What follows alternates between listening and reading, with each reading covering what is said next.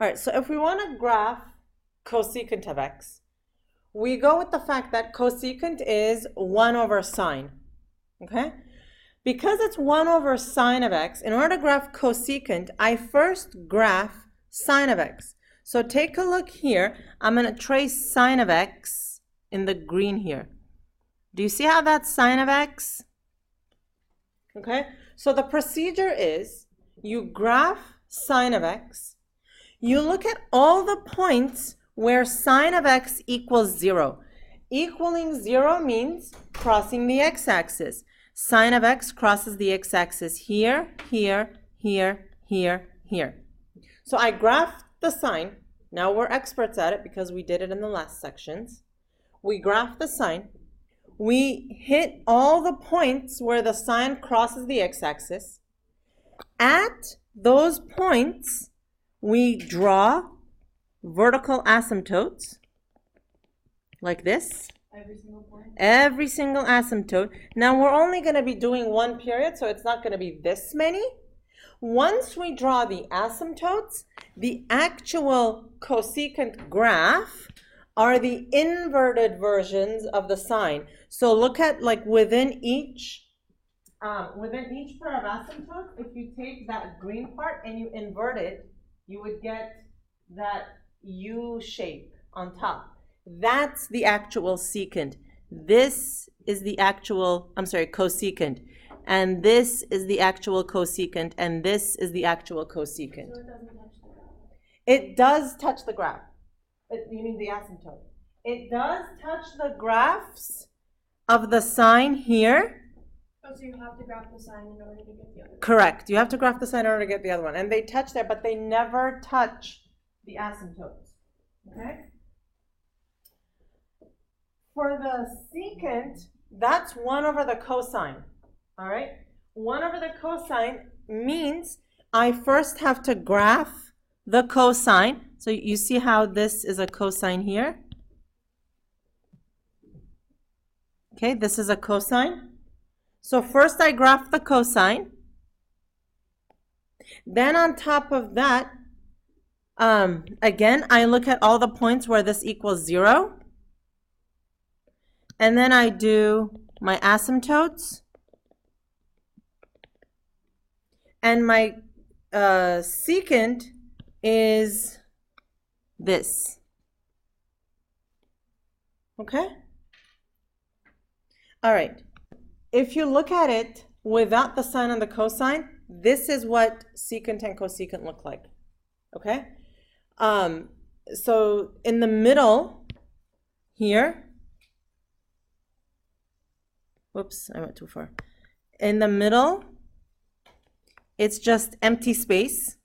There's nothing in the middle. It's empty space. And the actual secant graph, or the cosecant graph, it starts at y equals 1 and goes up, y equals -1 and goes down. Now on your tests, you're more than welcome to, we draw the sine and the cosine, and then we draw the secant and the cosecant on top of them. Don't go and, erase the sine again. Just leave it there. It's totally fine. But know that in actuality, it's just empty space in the middle there. Okay? Same thing for here. It's empty space in the middle between -1 and 1. Okay? All right. So, to graph a secant or a cosecant function, we have to graph the corresponding sine or cosine. You draw asymptotes everywhere the sine and cosine graph crosses the x-axis. And then we draw the secant and the cosecant at the maxima and the minima. Okay? All right. So let's do one. It says to use the graph of 2 sine 2x to graph 2 cosecant 2x. So what we're tasked with is to graph 2 cosecant 2x. All right, so you ask yourself, all right, cosecant, that's like the sine. So I'm going to graph the sine. Okay?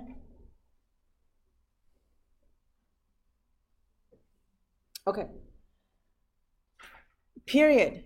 We're doing sine and cosine, so it goes just like sine and cosine. So for the period, it's going to be 2 pi over this number. So that's just pi. Is it always over this? It's, yeah, they're going to be the same. All right. Now, to figure out the asymptotes, okay, that's going to come later. So basically, this one, I graphed it for you to get it ready for you. But what would you have to do?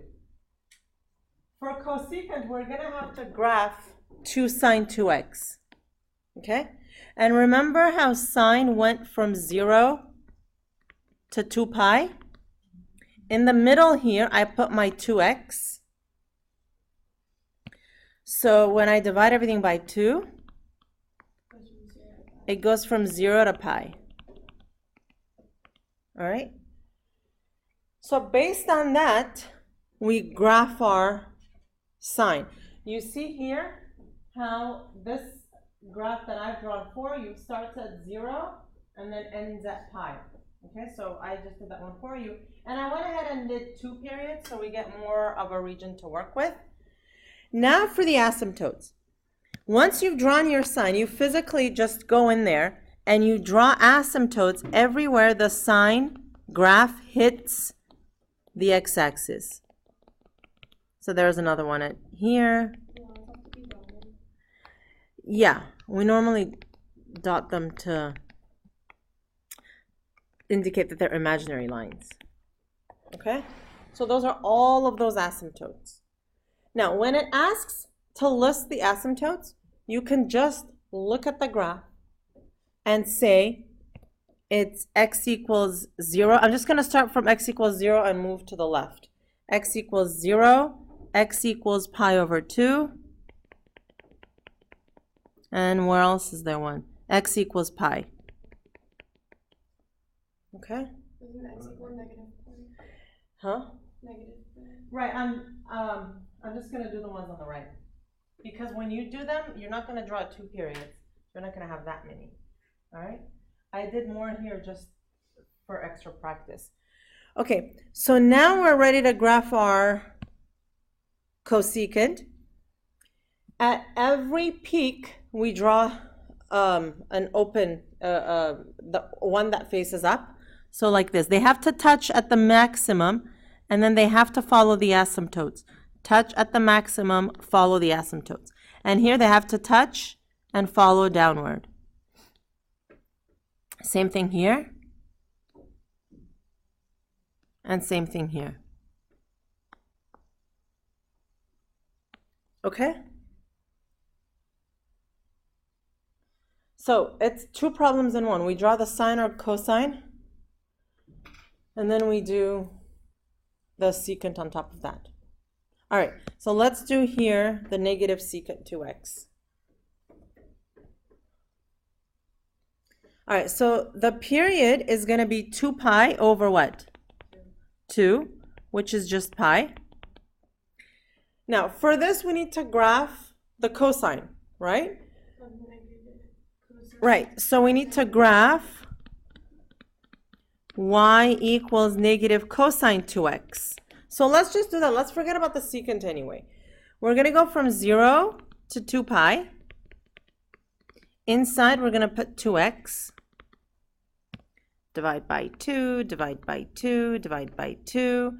0, x, pi. Yes? Okay. Let's draw our x-axis with a ruler.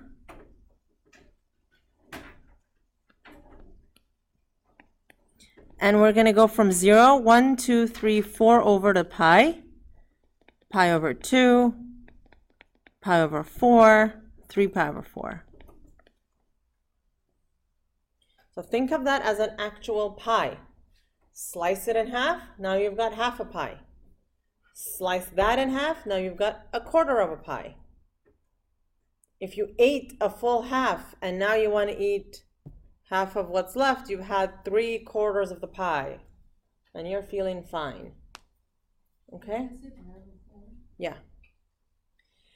Okay, now we're graphing cosine, but the negative cosine. So where does my graph start? Underneath at -2. Then I go up, 0, down. Okay. And cosine. Oh, you're right. It's not 2. I'm sorry. It was just 1. I don't know why. I was hoping it would be a 2.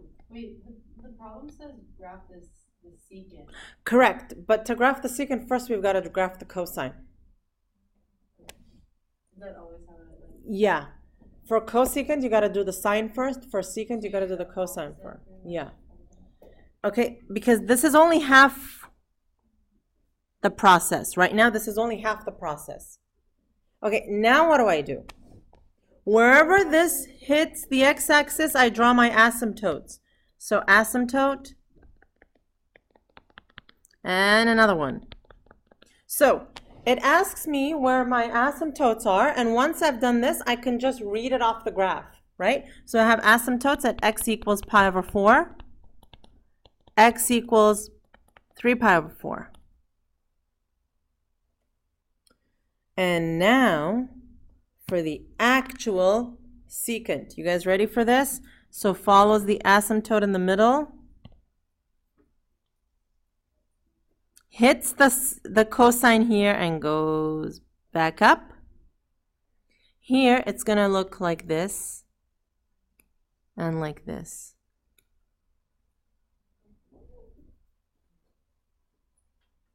Okay, so remember, had we continued this, so you do it on the outside? yeah. Had we continued this cosine, it would have looked like that, right? We would have had an additional asymptote here. So this would have looked like this. Do you see that? Okay. So we're truncating because we're doing a period of the cosine. Okay. All right. So for homework for this, you're gonna continue with part 2. Right? And you're going to do 9 to 16 all of those. Make sense? All right. And